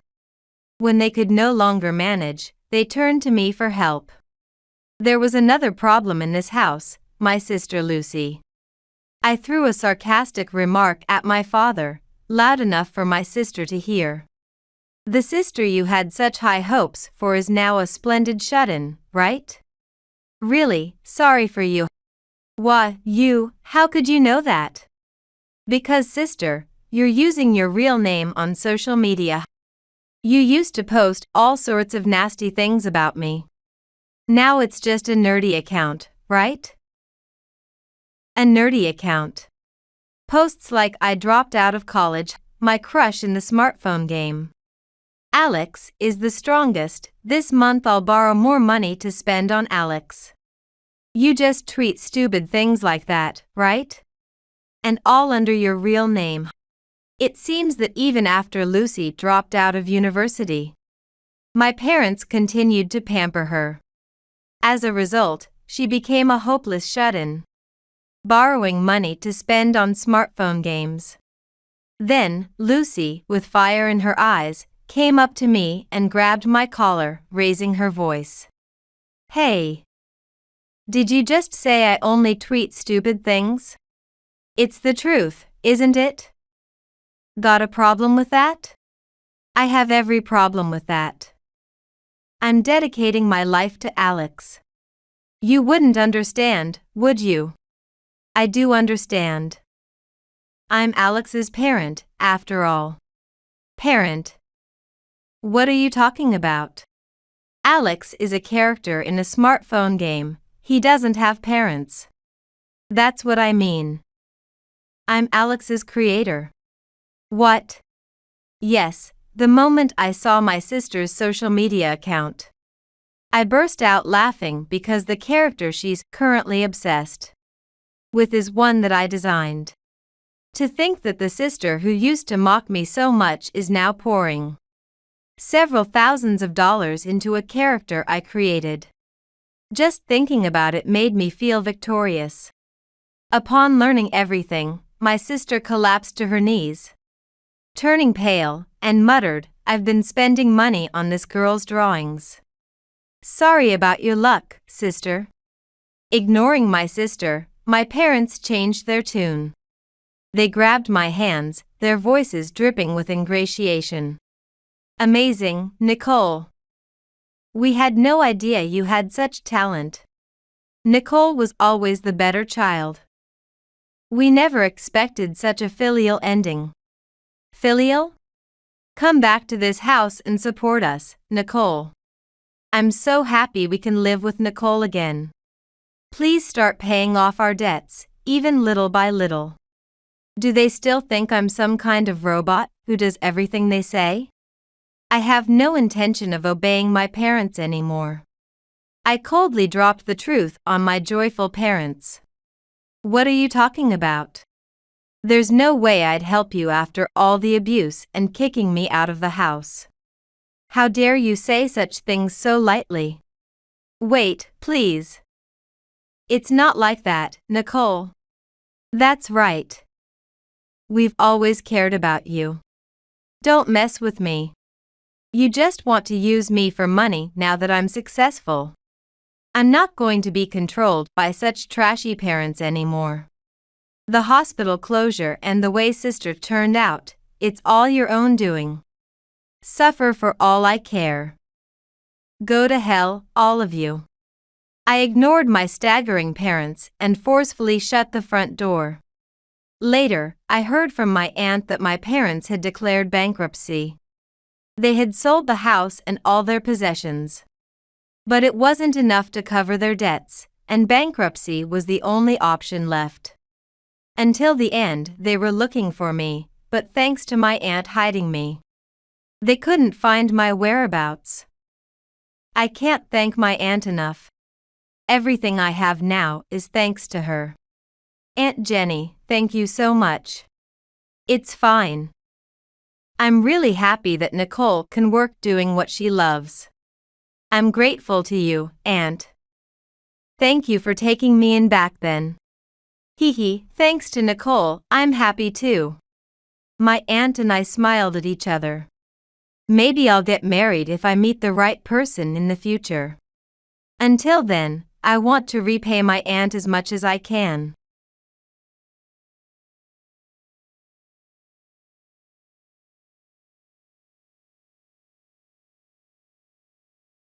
The funeral has already started and it's time to say goodbye to my mom. Where are you right now? Days have passed without contact from my husband. His voice over the phone sounded cheerful amidst the noisy background. You'll be surprised. I'm in Cancun celebrating my birthday with my parents. Can you hear the waves? Stunned by his insensitive words, I immediately retorted angrily. Mom has passed away. Don't you guys have any human decency? Tears welled up as I shouted into the phone. At that moment, my father tapped my shoulder. Did you get in touch with your husband? As I explained the situation to my father, his face grew increasingly filled with anger. Unable to tolerate my husband's outrageous behavior, my father raised his voice. I understand now. All right, everyone. Back to work from tomorrow. Get ready tonight. He loudly announced this to his subordinates at the funeral, who energetically responded. Yes. Meanwhile, my husband and his parents were probably enjoying dinner in Cancun. Oblivious and unconcerned about returning anytime soon. Imagining them getting angry, I smirked. My name is Julia. I grew up in a family of 3 with my father and mother. I had everything I needed and never lacked food, so I lived comfortably. However, during that time, I harbored feelings of discontent. My father, always focused on his work, hardly paid any attention to his family. He had worked at construction sites for many years, always coming home sweaty and dirty, which I found very unpleasant during my sensitive years. Sometimes, friends would ask me what my father did for a living, while other children could proudly speak of their parents being civil servants or doctors. I could not boast about my father. This led me to vow never to become like him. And I studied hard during my school years, eventually becoming the top student. However, my rebellious spirit drove my studies, and I had not given much thought to my future career. When my father once asked me if I was considering my future, I rebelled against him and ended up not pursuing further education, opting instead to work for a temp agency. Life as a working adult was not as easy as I had anticipated, fueled only by my defiance. It was then that I first realized that my father's advice had been right all along, and I appreciated the nobility of long-term employment. Eventually, I reconciled with my father. Perhaps due to this change in my mindset, I met Matt, a full-time employee at a major corporation, and soon we got married. He was an elite graduate from an Ivy League university. But because I was only a high school graduate, my in-laws did not think highly of me. Nevertheless, supported by my strong-willed character which my husband admired, and my desire to settle down quickly, our relationship remained stable. Despite my wishes for a lavish wedding, we had a modest ceremony at a friend's venue, out of respect for my husband's preference for simplicity. Years passed, and we were both in our 30s. I had quit the temp job and was now working from home. One day, my husband came home looking unusually happy, so I asked him about it. I've been thinking about buying a new house for my parents soon. Watching him loosen his tie with a smile, I sensed that he had been influenced by his parents. While I loved my husband and he wasn't a bad person, it was apparent that he was somewhat dependent on his parents. His parents, too, doted on their son, always boasting about him being an elite employee at a major company. I suspected that his decision to buy the house was swayed by them. I've already found a plot of land. It's in a nice area on the outskirts of town. I'm thinking of building a big house there for the 4 of us to live in. I couldn't ignore what he just said. Wait a minute. Are you talking about living together? You decided this without consulting me? And what about the costs? It's okay. I discussed it with my parents, and they were very happy. I've thought about the costs and everything else. My husband was not listening to me. Convincing my in-laws seemed nearly impossible as they still held prejudices against me. And it was clear that they had driven the decision to buy the house Furthermore, when I accompanied my husband to inform his parents about the construction schedule, he ended up revealing my displeasure with not being consulted about the house. Really, what are you thinking? Matt is the breadwinner, so there's no need to consult you. That's right. You just need to obey him. Anyway, to think that Matt is buying us a house, what a dutiful son. After being subjected to their sarcasm, I could say nothing in return and could only silently watch how things unfolded. Months later, the house that was a dream for my husband and his parents, but a nightmare for me, was built. Even after we started living with my in-laws, I continued my work from home. My husband was often absent due to work, and I used the computer in our bedroom for my job. However, my mother-in-law had no understanding of working from home. People from her generation probably don't grasp the concept of working from home. But that wasn't the end of it. She had always been harsh to me and began spreading rumors about me in the neighborhood. Our daughter-in-law just lazes around in her room all day. What a problem. Our son Matt is truly splendid, but his only mistake was choosing the wrong wife. Hearing such things about me spread daily was unbearable. I had things I wanted to say to my mother-in-law as well. And similarly, my father-in-law harassed me. A wife should devote herself to her husband once she's in the house. But she seems to be just making her own pocket money. Really, she's an unpleasant wife. Despite everything, I chose to endure their direct insults and bad-mouthing without talking back. I knew it was futile to discuss anything with my husband, who was still dependent on his parents. Living in this nightmarish house was painful, but I firmly believed that one day the tides would change. Yet reality was cruel, and my situation only worsened day by day. One evening, the three of them went out together and didn't come back for a long time. I always prepared dinner, and my mother-in-law always criticized the taste. And that day I had finished preparing and was waiting for their return. Worried by their unusual lateness, I called my husband, who said something unbelievable on the phone. I'm eating pizza with the family right now. You know, that popular pizzeria we saw on TV. So don't worry if we're late coming home. I couldn't believe his nerve as he laughed while speaking. He said he was eating pizza with the family, which seemed to imply that I was not considered part of the family. And soon, this suspicion was confirmed when they returned home. My husband first asked me, "Did you want to eat too?" Followed by my mother-in-law's sarcasm. "Don't be selfish, you're just a maid who does nothing." And my father-in-law's command, "Clean up quickly." While cleaning up the dinner they had dismissed, I, known for my strong will, finally reached my breaking point, and that night I cried alone in the bedroom. Yet, more hardships awaited me as my mother became bedridden due to illness. I'm sorry, Julia. I know it's sudden, but we need you to come back. Ever since I was a child, Dad has been busy with work. And now I've taken over caring for Mom. It's okay. I owe it to you, and I understand your job is tough. I'm not the same person I used to be. I appreciate you saying that. Having overcome past rebellions, I now strive to understand Dad's work better than anyone. Mom never spoke ill of Dad even when I was against him.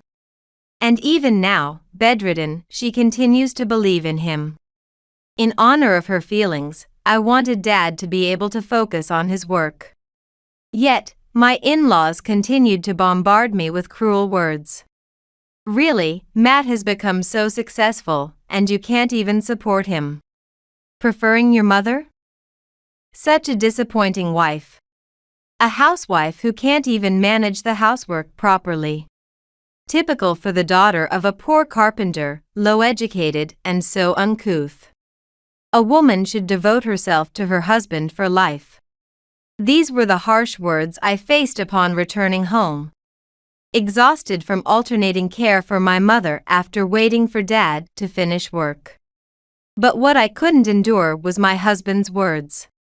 "Do you know why we didn't have a lavish wedding? Imagine introducing a carpenter's daughter to relatives and my boss. It would embarrass me. You just need to work as I say. You're nothing more than a strong-willed woman." I deeply regretted why I ever married such a heartless man. In my eagerness not to miss out on marriage, I foolishly nodded to someone who showed interest without much thought. Moreover, my husband didn't understand his own position, and was just showing off to his parents, forever dependent on them. Knowing this, but unable to do anything about it, I had become far from the strong person I once was, merely enduring insults from those three and crying helplessly. Will there ever come a day when the tide turns? It was hard to imagine as the tough days continued. 6 months later, despite all the treatment and my desperate care, Mom passed away. Dad and I solemnly proceeded with the funeral preparations. Dad had been busy with work when Mom was sick, but he tried to lighten my burden as much as possible, which I felt deeply. His efforts seemed like regrets for his previous neglect and an attempt at redemption. I never mentioned it, but enduring the harassment from those three, Dad's efforts were the only encouragement for me. But those three were relentless in tormenting me. They had been unreachable since the day before the funeral. Dad seemed irritated by their rudeness, but he was too busy with funeral preparations to dwell on it.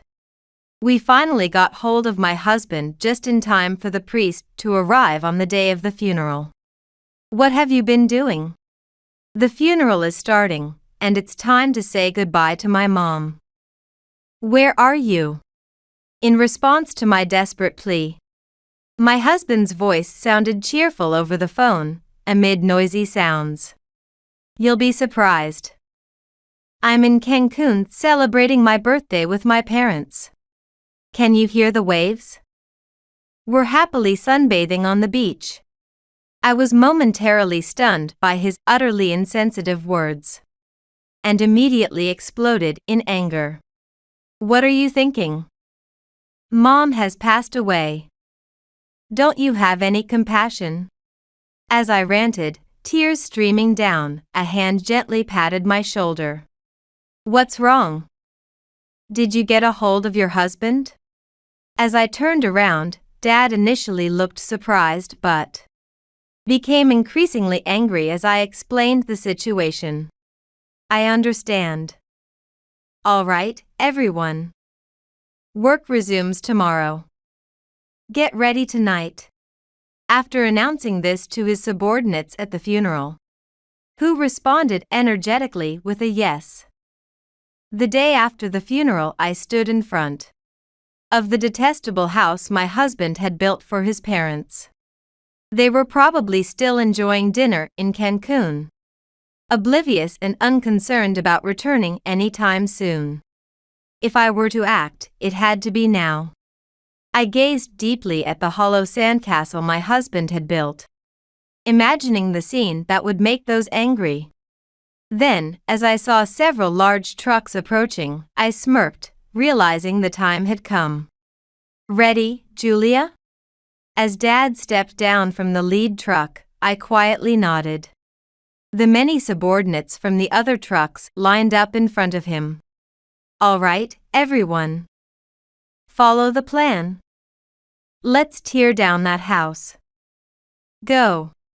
At Dad's command, the subordinates shouted yes and swarmed into the house, packing everything into the trucks, emptying the house completely. "Well done, everyone. We might need to start a moving company too," Dad joked, eliciting laughter from his team. "Let's start the real work now." Again, at Dad's command, the subordinates readied the dump trucks and bulldozers. "Leave this to me. Dad then climbed into the bulldozer and began demolishing the house without hesitation. In the quiet suburban area, there were no neighbors to intervene. And Dad's handling of the bulldozer was so skilled it seemed as though he was merely dismantling a castle of sand. The suburban mansion that my husband had so proudly boasted about was completely demolished by Dad, leaving nothing but bare land. Well done, everyone. After we leave here, get back to regular work. I thanked the subordinates, who all expressed their joy at being able to help the boss and their happiness at being useful. I truly felt proud of Dad. Despite my youthful rebellion against his focus on work, seeing him respected and loved by his subordinates, I realized everything he had done was right. And it was for this that Mom had believed in him. Thank you, Dad, truly. With heartfelt gratitude, I thanked Dad. After that, I ended up living with Dad in our family home. A week after turning that house into bare land, those three furiously stormed in. Julia. What the hell is this? Where's the house? We came back and screamed, what is this? Where did you put the house? As my husband ranted in panic on our doorstep, I coolly responded. Welcome back. Did you enjoy Cancun? I've put that land up for sale. And since you left me behind, I at least expected some souvenirs, right? My attitude infuriated my husband, who turned bright red with anger. Don't mess with me. Do you even realize what you've done? You're just holding a grudge because we didn't attend your mother's funeral, aren't you? Well, if you know that, at least go and see my mother's grave. Shut up. This isn't over. Right, Mom and Dad? Despite my in-laws glaring at me fiercely and agreeing with my husband, I had no intention of backing down. Ah, everyone, it's been a while, hasn't it? I believe the last time was at Julia's wedding. Please, come in. It's awkward to have a discussion standing here. My father stood by my side with an unconcerned expression. You. How dare you say such things so brazenly? What you did is a clear crime. That's right. We have the police waiting outside right now. You'll pay dearly for destroying someone else's property. My in-laws said this and called the police from the patrol car outside. But neither my father nor I were intimidated. Oh. The police? That's actually convenient for us, right, Julia? Matching my father's smug expression, I nodded. Yes, it will quickly become clear who the real villains are. This might actually make things easier for us. Our calmness seemed to momentarily unnerve all three of them.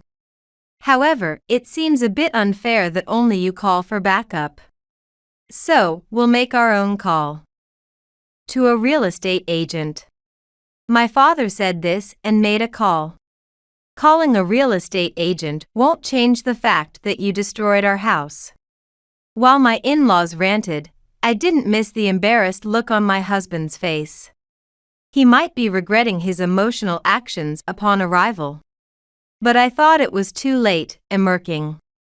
As the real estate agent arrived, the harsh reality my husband feared was laid bare.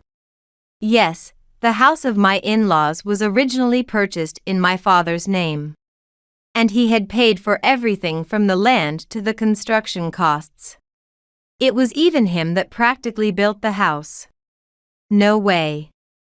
Matt, is that true? You told us you bought us the house. Matt, you said your father-in-law was just a poor carpenter. Their earlier momentum was gone, and my in-laws were now completely flustered. My husband could only hang his head in silence. Well, our company isn't that big yet. What Matt said wasn't entirely wrong. Perhaps I should hand out my business card. Receiving the card, my in-laws were dumbfounded. Though my father was modest, he was actually the president of one of the largest construction companies in the country. So their surprise was understandable. Despite understanding his own situation, my husband had shamelessly relied on my father to build that house to maintain appearances in front of his parents. No, that can't be true. Anyone can make a fake business card. You're lying. It must be a fake career history. That's right. The house was bought by our elite son, Matt. As my in-laws stubbornly clung to their belief, my husband remained silent, his face downcast. I decided to deliver the final blow without hesitation. Oh dear, you've been so quiet, like it's your funeral. It's a pity you weren't like this at my mother's funeral. My husband, unable to respond, just clenched his fists. Well, I guess you can't say it yourself. Shall I explain for you?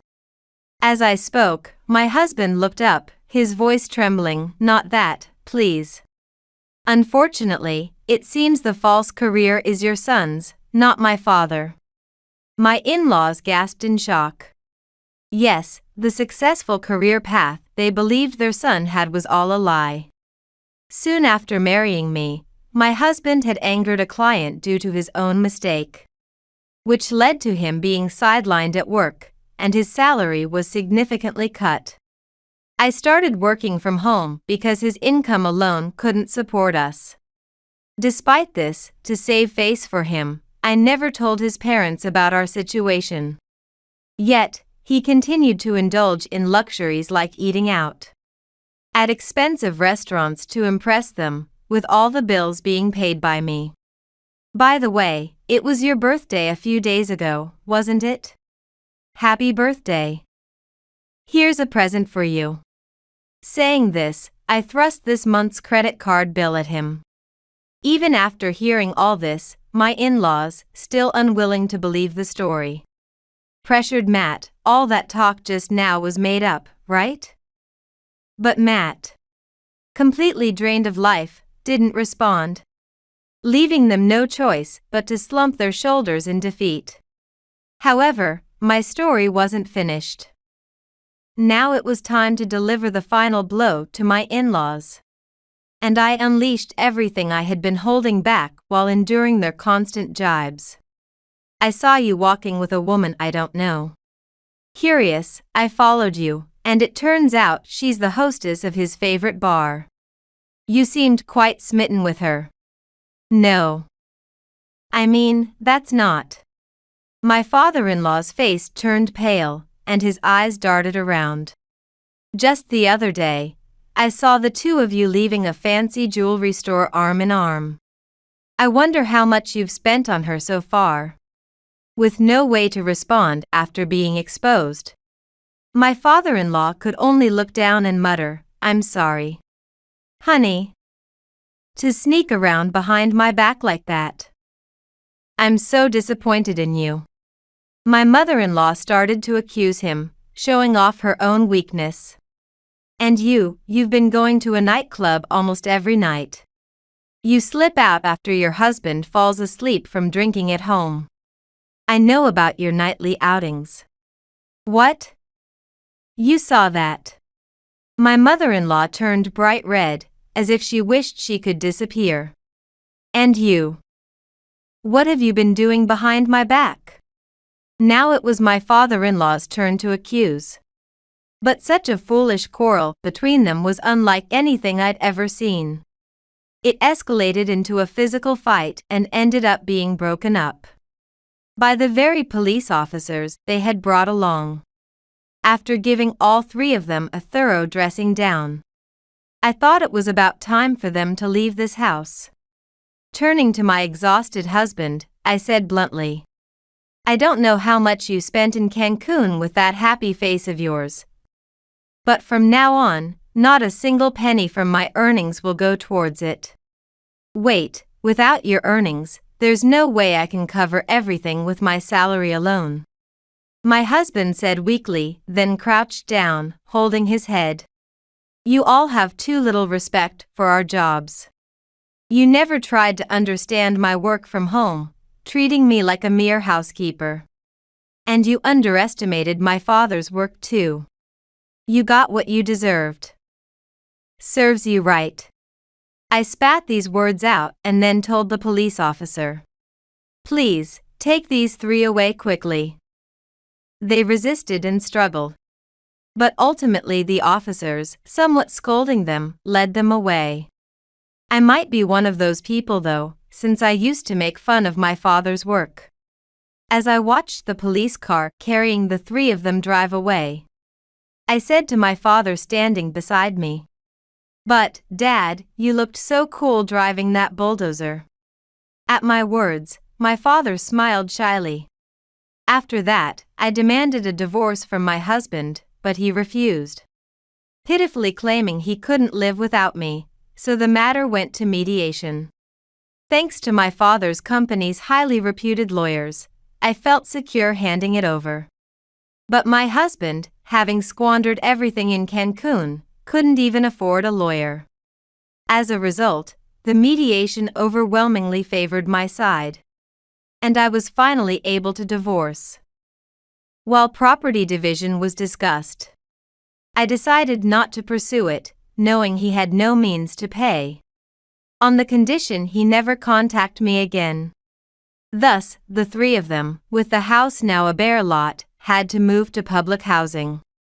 With my ex-husband's diminished income, there was no way they could survive without his parents finding work.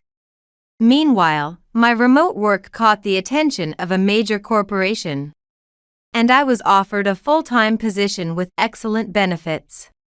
My father praised my work, and we both came to truly respect each other's professions.